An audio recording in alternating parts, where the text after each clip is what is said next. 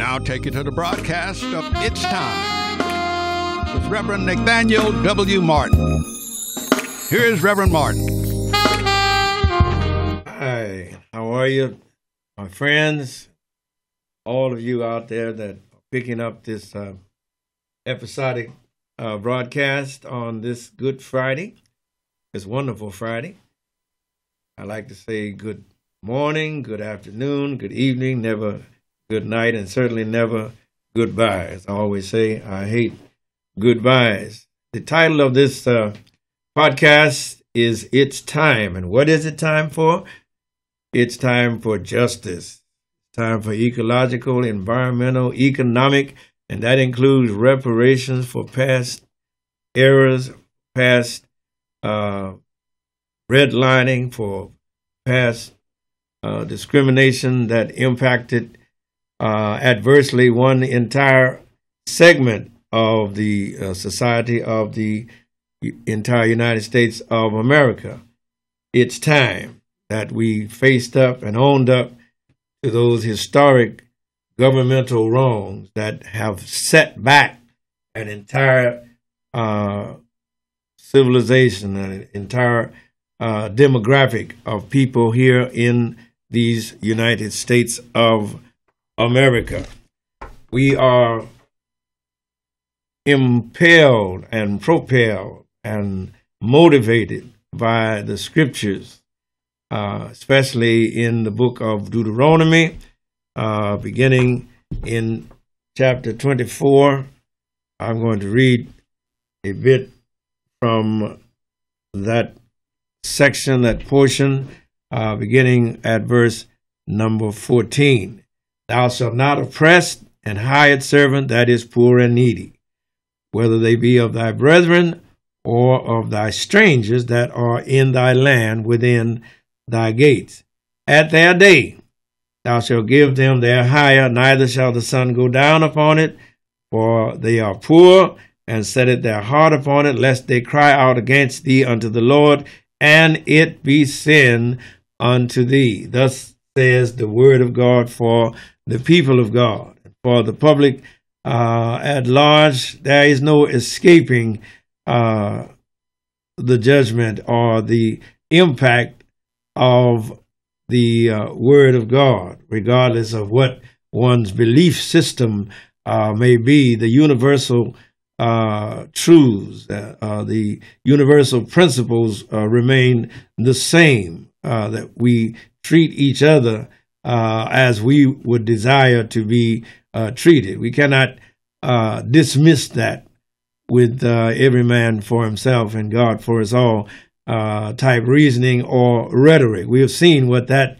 has brought us to in the world, and especially here in these United States of America. I speak to you, my brothers. I speak to you, my sisters. I speak to us who are poor. I speak to those of us who are needy, and to those of us who may be rich or may be wealthy or better or more well-to-do, so more so than others. Even in our exalted or elevated, if you will, strata or social order or class or caste, as we may choose to define it, we are still brought face to face with the need to practice justice, as the Micah 6:8 says, reminds us, He hath showed thee, O man, what is good, and what doth the Lord require of thee, but to do justly, to love mercy, and to walk humbly with thy God. We cannot escape this matrix that is the world in which we live, and we must therefore develop stratagems and strategies that seek, at least it's always on the level of the government, to elevate the citizens of our nation, of our country. And surely when we interact or make interrelations with people, and that's the only way we can serve God, is through serving one another, then we must seek to be fair and equitable, because equity is one of the prerequisites that would allow us to make good decisions and have a good judgment, if you will. And so we must strive to always walk in the pathways of righteousness, as the 23rd number of the Psalm declares, and also to remember that Jesus have said in the Beatitudes that blessed are they that do hunger and thirst after righteousness, that those of us that try to do right in our dealings with our brothers and our sisters. Doesn't say you can treat everybody the same, but you certainly must treat everybody right. All right, my brothers and my sisters, as we look deeper into our application, if you will, of the principles and the precepts of God at work in the world and in the universe, I'm always saying again, God is not mocked. Whatsoever a person soweth, that shall they also reap, because that is true. What goes around, as the world saying goes, surely comes around. And so we are admonished to do the best that we can. Somebody else said, you may not always get what you pay for, but you will pay for everything that you get. Remember, if you will, that in the book of James, talking about employment, and while we're on the subject of employment and revenues due to people for persons who have contracted with us for goods or for services, which that's the type of culture that we basically live in anyway, a capitalistic system. Remember that James chapter 5 and verse 4 reminds us, says, behold, the hire of the laborers who have reaped down your fields, which is of you, kept back by fraud, crieth, and the cries of those who have reaped have entered into the ears of the God of Sabaoth. And let me make this minor adjustment here, if you will. I don't want to be talking past the microphone right there in front of me. All right. So, my brothers and my sisters, we see always that God is vitally interested and vitally concerned with what we are doing to each other. Not only what we do to them, but what are they doing to us? How are we faring? How are we benefiting? Remember, God is God who says, behold, I am come that you might have life and that you might have it more abundantly. Let us look, if you will, at one of the great fields of endeavor where we have always seen that the citizenry has been defrauded and abused and marginalized and in many cases disenfranchised, and that is in our election. Yes, we may not think much of the election, but the reason why we are where we are is because of the decisions that the people that we either voted positively for or negatively for by failing to vote have placed us in, the predicaments that we confront and face as a nation, with the laws that are on the books that benefit the rich and harm the poor, the laws that benefit the corporations but hurt the human citizen. We must take responsibility and blame for our failures to exercise due diligence, not only in our voting, but also in our follow-ups after the vote. It's not just enough to vote. One must also see, what are these politicians doing since we voted for you? The old adage, what have you done for me lately? Is still a powerful question to ask of the Democratic Party, yes, and to ask of the Republican majority in Washington, D.C. But we are coming up on another historic opportunity. The general election across the nation is coming up, but especially here in the state of California.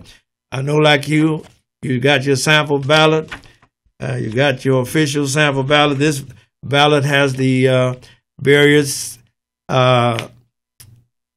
politicians, the various candidates, and the propositions and state measures already checked off for you. That doesn't mean you got to go by it, but it is a guide. That's all it is. It is a guide. It is not for you to go down by hook, line, and sinker. For there are certain things in here that you might be harmed by if you vote that way. So you have to exercise due diligence and do your best to make the best decisions that are going to be confronting us in this current election. They sent this to my house, as a sample ballot so I could get an idea of what am I up against. And there's a lot of state measures in these ballots, and we, or you, or me, do not have the insight, if you will, or enough information on some of them, on most of them, to make an informed decision. Because remember that what you see on the sample ballot as a understanding or a description of the effect of what voting on these various propositions may be is not always the case. One must therefore not only exercise due diligence, but be very prayerful in what you do in the voting booth. But by all means, we must take it upon ourselves to set our country in the right direction as God gives us to understand the right, as Abraham Lincoln said. Whether you be Republican or whether you be Democrat, we must do what is best for the country as a whole, as a nation. We cannot go back to slavery. We cannot go back to Jim Crow. We cannot go back to segregation. We cannot go back to redlining. We are dealing with the effects of that redlining all over this nation right now, with the wealth gap and with the people that are marginalized in our cities and in our counties and in our states as a result of the historic policies that have been passed by the legislatures that lawfully marginalized entire generations of U.S. citizens and failed to allow the majority of the people to partake of the benefits of this great land. Remember, Lyndon Baines Johnson said that you cannot take a person who has been hobbled for years, in our case 300 years of slavery, constitutionally mandated, with all that, the degradation and sadism and the sadistic treatment that that entailed in treating people as property and not as human beings. Lyndon Baines Johnson said you cannot take that person and bring them up to the starting line of the race of life, take the shackles off, the hobbles off, and tell them, now you're now equal to run with everybody else who has been here all the time, never been shackled, never been hobbled, never been in slavery, and never been never been adversely affected by those conditions, but have rather been the beneficiaries. And you've been the beneficiary of free work, free labor for over 300, 400 years. And now you're telling me that I'm equal with you, and I have been not the beneficiary, but I have what? Been the one who's been penalized, who have been disadvantaged and underprivileged for those 300 years. We're not running an equal race because you got assets where all I have is what? Liabilities. I may have hope, but I don't have the assets. I don't have the wherewithal that you have. And so that is not an equal race to run in life. Of course, there are those that are saying tough stuff, and you get what you got, and you play the hand that you've been dealt. Who dealt the hand is the question that must be asked. Who made the cards? And that is where the scales of justice are tipped in favor of the dominant class against the class that has not had the same benefits and opportunities. And so that historic address that Lyndon Baines Johnson made at Howard University is still ringing true today, that we must give everybody an equal chance at the opportunities of life, of America, of the United States of America. I hesitate to say America because America is more than just the United States. Amen. And we have to remember that we are more than just white citizens, white Europeans from Europe. No, we are also the black Africans from the continent of Africa, as well as the black Africans who went to Europe and from Europe came to the United States of America. Is that right? And so we have an obligation, we have a responsibility. We, the people of the United States of America, in order to form a more perfect union, as the Constitution preamble says, we are now all engaged in that. Whereas before I was left out, now I am as much a part of the United States of America as any of those who were the signees of the original Declaration of Independence back in that day. It's funny how God brings all things around, isn't it? And so with that caveat, with that in mind, let us look at what is being put before us in these races. We have a governor's race where the Democratic Party has had the governor's mansion, and they've had the state assembly, and they had the state legislature. They've been in power now, and you look at the roads and the streets, they got more chug holes and potholes out there in them streets, and yet they've had all of these millions of billions of dollars for all of these years, and what have they done with it? Well, I've had so many flat tires on my car riding down the streets that of a democratically controlled state legislature, and yet we still got potholes. Isn't that right? And so on these state ballots, these state measures, we need to think twice about putting these Democrats in charge. What are they doing for us? What are they helping us with? What are they benefiting? You know, they got bond measures on here to, of all things, cut the money to spend on fixing potholes and fixing the street and fixing the freeways and all this type of thing. I don't know about you, but I can't hardly drive my car down the street. I got an expensive car too, and I have to tiptoe down the street in case I hit a pothole. Amen. Coming down 98th Street or coming down Century Boulevard. All of these are affected by these measures that are in these ballots that we shall be voting on shortly, and you have to take that into consideration. You know, I don't know about you, but I'm angry every time I have to buy a brand new tire because I busted it out there on the city streets of Inglewood or Los Angeles. You know, I wonder what has my state legislator done for me lately. And so just because he or she is a Democrat, or he or she looks like me, or he or she may even be a Republican, perish the thought, but at the same point, what are they doing for us? You know, what are all these people doing that we putting in office, you know?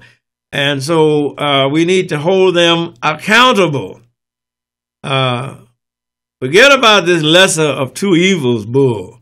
Let's make these people accountable unto us. I'm sick of evil, the lesser of two evils. I want the better of two goods for a change, if you don't mind. Please, ma'am, and please, sir. And God himself is concerned with a just balance and a just measure and a just proposition. And as I've always said, God is working on the side of the oppressed and not on the side of the oppressor. And we have, unfortunately, some, not all, but some politicians that we have elected who seem to get in office and feel that they don't have to answer that phone no more when you call, or when you call and ask them about them potholes out there in that street. They flip you off to their deputy, and that deputy never gets back to you, or that deputy dismisses your call. And so when we start to get this type of feedback, whether it's on the state, the city, the county, or the national level, we have to begin to start looking and booking and putting these politicians on blast for their misbehavior in office. And God knows we've had no end of scandals, many too numerous to get involved in. But on the state measures, we really got to be careful. Now, on one of the state measures deals with dialysis, and the point of it is, according to the statement, is that on proposition number 8, it wants to regulate the amount of outpatient kidney dialysis clinics charged for dialysis. And of course, we've seen all of the fear mongering with the man and the woman coming on TV saying, well, if I can't get to my dialysis clinic, I'm going to have to go to emergency. That means I'm going to die. And that has to be weighed against the fact that some people are being overcharged for dialysis. Because remember, these dialysis clinics are not a community clinic. They are a privately owned, privately run corporation. I believe DeVita and Fresenius are two of the largest dialysis clinic owners. And it's time to put them up for some accounting. How are you treating these people? I had a friend of mine, neighbor on my street. Her husband was on dialysis for many years, and they went to the dialysis clinic for the last time, and somebody observed that his shunt had been in there for X number of years, and it needed changing. But they said, well, we're going to go ahead on and do dialysis anyway. Long story short, the shunt shattered because of his age or whatever. I'm not on dialysis, so I don't know. But as a result, they couldn't stop the bleeding, and while his wife was holding his hand, his arm, he died right there on the table, not the operating table, but on the dialysis chair. So those type of things give one pause. What are they doing in these dialysis clinics? Are they giving due diligence to the patient? Are they letting the shunts get become infected from staying in there too long? You have to ask these type of questions. What's the right way to vote on this proposition? Because it chiefly tries to deal with the overcharges that some dialysis clinics are subjecting patients to. And that has to be weighed against the fact that if you're on dialysis, you can leave Los Angeles or leave Inglewood or wherever you go. And if you're going out of state on vacation or going overseas or got to go somewhere for a funeral, when you get there, you can go right straight to the dialysis clinic in that city and get your dialysis. And all of that has to be taken into consideration. Are you being overcharged? Is Medicare being overcharged? Is your insurance being overcharged? Or is that dialysis clinic gouging?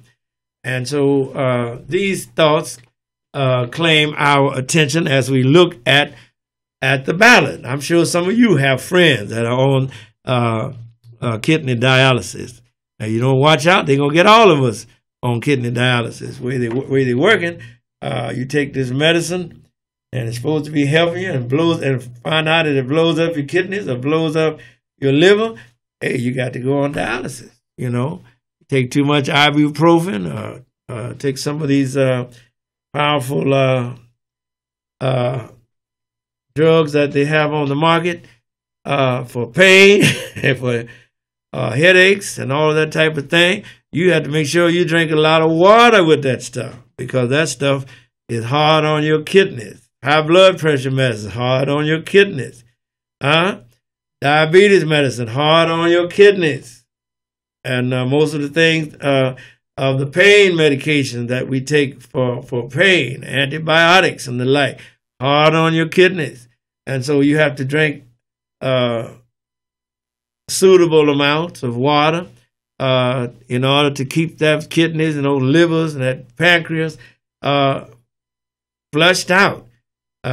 It's not just alcohol and liquor and other drugs that kill you. You got to watch out for the over-the-counter stuff and the stuff that your doctor prescribed. For instance, if you are a high blood pressure patient and you take lisinopril, you sort of become not know that you are allergic to it, die in your sleep. All of these things, old person like me has to consider when you are considering voting, because these measures are put on the ballot by people that have a dog in the fight. And you have a dog in the fight too, but you better know what that dog is and how it's going to affect you. And don't just go by what somebody who look like you on TV says, vote for it. And then you got all these judges. These judges are put on here. These judges are going to be in office for 12 years. You hear me? A minimum of 12 years. Some of them were appointed, and then they have to stand for election, and they get to stay in office for 12 years. 12 years is a long time to have somebody who has policies that are different from yours, making decisions and casting votes that you have to abide by and live by and suffer under. And so by all means, study these things. You got United States Representatives, United States Senators on the national level that are up for election again. And naturally, I endorse Maxine Waters. I can't see where that's a harm. Can't go wrong with that one. She's proven herself down through the years. But I'll be careful about the rest of them. I tell you that. Do your due diligence and look it over. See what's happening. As I say always, I'm getting ready to close up. That I say always and continue to tell you, don't let nobody defraud you. They want you to work, make sure they pay you. They don't want to pay you, don't work for them. God bless you. May God keep you. Talk to you next time. We're out, y'all.